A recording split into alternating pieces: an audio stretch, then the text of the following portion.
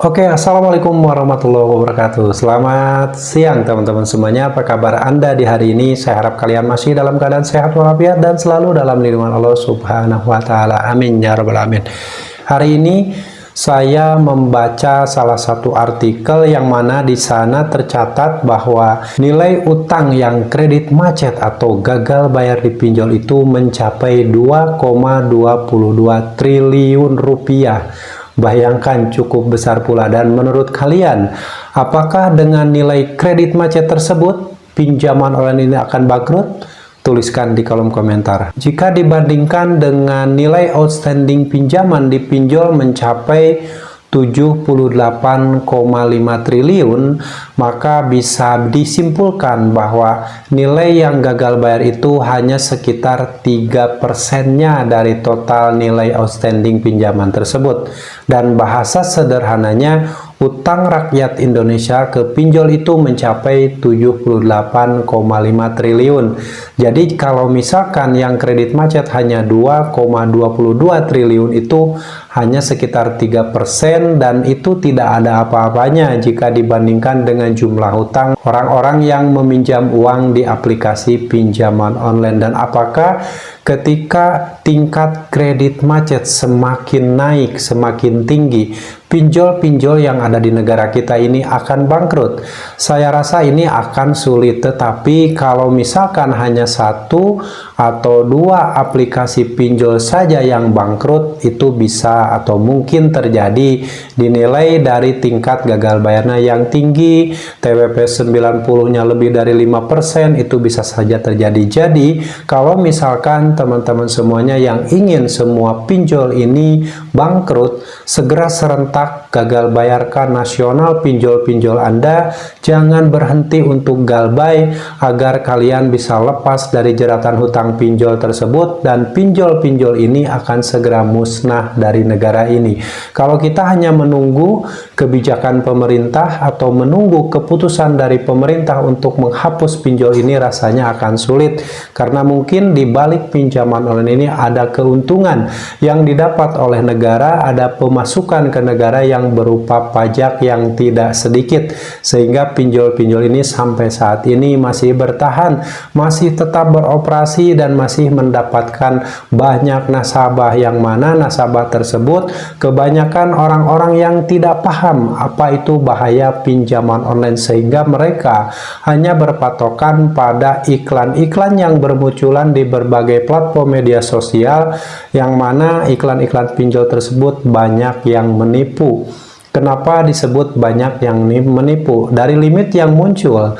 Ketika melihat iklan, mungkin Anda ditawarkan limit 50 juta rupiah, tetapi setelah diinstal aplikasinya, saat muncul limit pertama itu hanya 200.000 rupiah, 500.000 rupiah, bahkan kalaupun agak tinggi itu mencapai 1 juta rupiah saja, tidak mencapai 50 juta rupiah. Dan misalkan ada di antara teman-teman yang limit pinjaman di salah satu aplikasi pinjol mencapai angka 50 juta rupiah, mungkin itu sudah dirawat dan tepat waktu membayar selama kurang lebih 1 tahun atau 2 tahun, dan nilai uang yang sudah kalian setor ke pinjol tersebut saya rasa sudah melebihi 50 juta rupiah. Jadi kalian yang merawat pinjol sampai saat ini sebenarnya bukan meminjam uang dari pinjol, tapi uang kalian yang dibayarkan di pembayaran sebelumnya, lalu dimunculkan lagi di limit aplikasi pinjol tersebut, dan kalian pinjam lagi dengan potongan administrasi di awal, dengan bunga, dan akhirnya kalian bayarkan lagi. Setelah itu muncul lagi limit baru, kalian pinjam lagi, bayarkan lagi, terus seperti itu. Padahal itu adalah uang kalian sendiri yang diputar-putar di perusahaan pinjol. Cuman masyarakat tidak sadar ke situ. Mereka itu banyak yang berpikir bahwa sudah dibantu oleh pinjol, sudah ditolong oleh pinjol, padahal Proses meminjam uang di pinjol itu sama dengan proses memiskinkan nasabahnya itu sendiri, karena uang yang dipakai dan dipinjam lalu dibayarkan itu hanyalah uang nasabah. Hanya untuk yang pertama kali minjam itu mungkin si pinjol memberikan pinjaman dengan nilai misalkan 1 juta rupiah, tetapi yang dicairkan ke rekening itu hanya 650.000 rupiah. Lalu 14 hari sejak pencairan dana tersebut harus dikembalikan 1.300.000 rupiah. Satu kali pinjaman saja si pinjol sudah mendapatkan keuntungan hampir 60% dari satu kali pinjaman. Ya, makanya kalau kalian misalkan tepat waktu membayar, lalu saat muncul limit yang lebih besar kalian pinjam lagi, setelah itu 14 hari kemudian kalian bayarkan lagi dengan bunganya, pinjam lagi, bayarkan lagi, terus-terusan seperti itu. Tunggulah 1 tahun atau 2 tahun, maka limit pinjaman Anda akan muncul menjadi 50 juta rupiah atau 100 juta rupiah, tetapi uang yang sudah Anda setorkan ke pinjol itu pasti lebih dari 50 juta rupiah tadi. Ya, makanya hati-hati teman-teman, jangan mau dibodoh-bodohi lagi oleh pinjol. Pinjol ini adalah sebuah perusahaan yang berbisnis untuk memiskinkan nasabahnya, bukan membantu nasabahnya. Kalian harus sadar di sini. Pinjol ini adalah perusahaan jasa yang mempertemukan antara pendana atau pemberi pinjaman dengan penerima pinjaman atau Anda ya sebagai nasabah pinjol. Ya, hati-hati. Jadi jangan sampai kalian terkecoh dengan pinjaman online yang memberikan kemudahan akses, kemudahan persyaratan, kemudahan pencairan. Itu hanyalah cara-cara pinjol atau strategi marketing pinjol di awal agar nasabahnya banyak yang mau pinjam karena tawaran kemudahan tadi. Padahal setelah itu kalian akan terjebak dan akan terjerat dalam lingkaran hutang pinjol yang saya yakin tidak akan pernah ada selesainya. Ya, waspadalah mulai sekarang. Sebelum kalian terjerumus berutang di pinjol, sebaiknya jauhi pinjol dari sekarang. Putuskan untuk jangan pernah menyentuh utang di pinjaman online jika hidup kalian tidak mau hancur-hancuran. Ya, fakta di luaran sana banyak orang yang sudah menggunakan pinjol, endingnya hidupnya hancur, endingnya harta bendanya habis, dan bahkan ketika sudah tidak mampu bayar dimaki-maki, dihina-hina, dikata-katain yang tidak pantas, dan akhirnya nasabah tersebut mengakhiri hidup.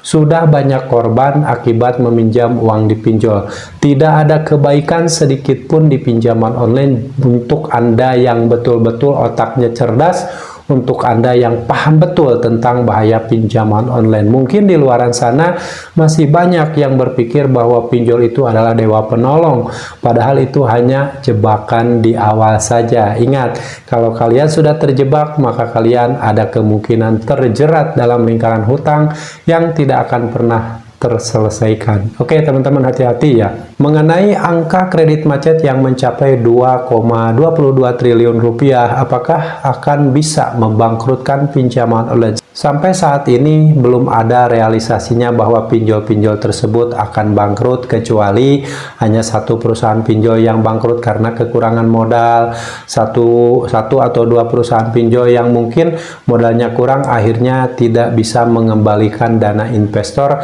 karena tingginya angka gagal bayar di satu pinjol tersebut. Oke teman-teman, itu adalah info buat teman-teman. Semoga info ini bermanfaat, dan ingat, mulai sekarang buat teman-teman yang tidak paham berutang di pinjol, sebaiknya jauhi pinjol. Jangan coba-coba meminjam uang di pinjol jika hidup kalian tidak mau sengsara. Dan buat teman-teman yang sudah terlanjur meminjam uang di pinjol, untuk tetap hati-hati, jangan gali lubang tutup lubang, jangan membuat hutang baru untuk melunasi hutang yang sebelumnya. Tidak mampu bayar, segera gagal bayarkan, hapus aplikasinya, jangan pernah merespon penagihan DC pinjol, abaikan semua teror, jangan pernah berpikir lagi untuk berusaha gali lubang tutup lubang. Hapus pinjol dari pikiran Anda, hapus DC pinjol dari pikiran Anda, dan jauhi pinjol dan DC pinjol dari hidup Anda. Insya Allah, jika kalian berusaha untuk menjauhi pinjol, maka hidup kalian akan lebih berkah, hidup kalian akan lebih baik, dan tidak membiasakan diri untuk meminjam uang di pinjaman online. Oke, terima kasih teman-teman, dan semoga yang saya sampaikan ini bisa menjadi penyemangat agar Gagal bayar nasional akan semakin terlaksana agar pinjol-pinjol ini semakin hilang di negara ini. Yang pasti kalian harus tetap semangat, perjuangkan masa depan kalian, perjuangkan masa depan keluarga kalian. Jangan pernah lagi memperjuangkan pinjaman online. Sampai jumpa lagi di video saya selanjutnya. Wassalamualaikum warahmatullahi wabarakatuh.